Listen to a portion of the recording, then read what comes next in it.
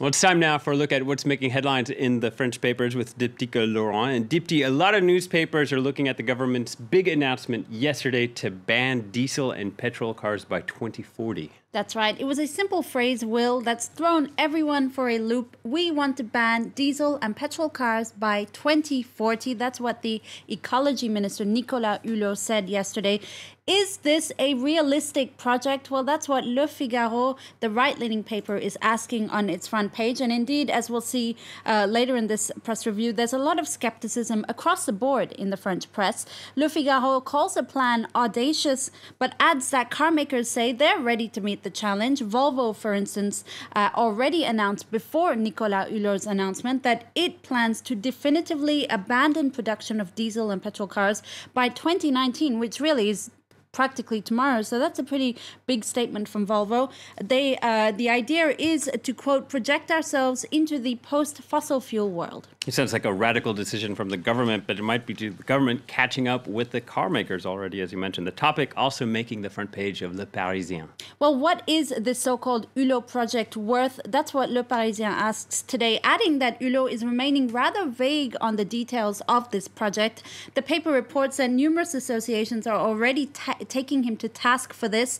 Alors, chiche, Monsieur Hulot, that's his article in Le Parisien, which essentially means, do you dare put your money where your mouth is? Many associations say they welcome Hulot's good intentions, but they find his project lacking concrete details. Yeah, and we're seeing the skepticism, aren't we, in some other papers too, like the Communist L'Humanité. They call Hulot's plan ambitious, against that word we're seeing across the press, but they say he has limited means. The paper also tackles the minister for his seemingly thin details on the project, saying he was very scarce, for instance, on what kind of fiscal advantages the government would impose on businesses to coax them to take their responsibility in the transition to clean energy. In any case, what's clear for La Croix, the Catholic paper, is that Nicolas Hulot wants to profoundly transform French society, and this really is in keeping with Emmanuel Macron's government, his idea to transform France at different sectors. In addition to banning polluting cars by 2040, there's also a project to end carbon in French electricity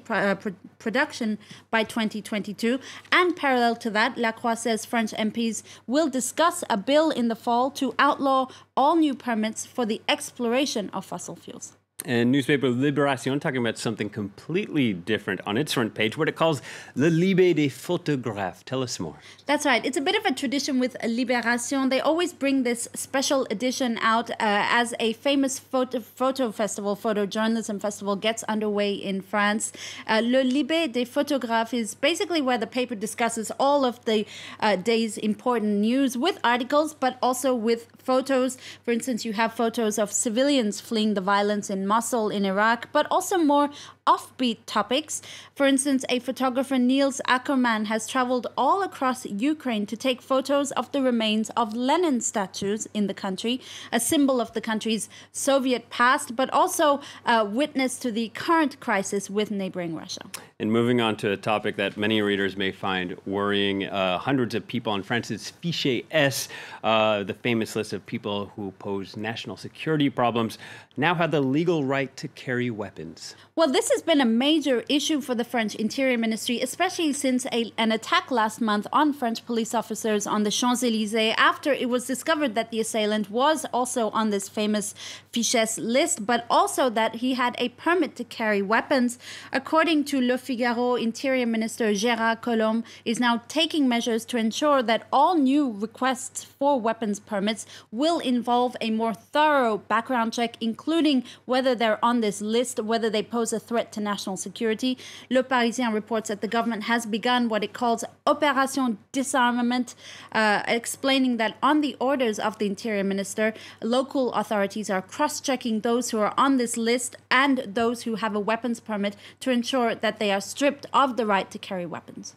And finally, to end on a prisoner story, but one that's hopefully a solution for the very serious problem of how to ensure that prisoners don't recommit crimes once they've served their sentences. Well, La Croix takes us into a prison farm in a city about 2 hours away from Paris. At the Moyen Brie farm, prisoners who are nearing the end of their sentence come here to spend the last months of their term cultivating vegetables and taking care of livestock. We're not talking about small-time criminals either. We're talking about hardened criminals who are nearing the end of their sentence, and instead of being in a prison, they're in this farm. What's surprising, Will, is that there are no fences or boundaries here. There are no prison guards. They're not boxed in any way. They're free, essentially. They can work all day long, and the idea is really to give them some responsibility and structure so that when they finish their sentence, they're not, quote, dumped on the sidewalk with no family or home to return to. Finding home on the range. Sceptical Laurent round up the press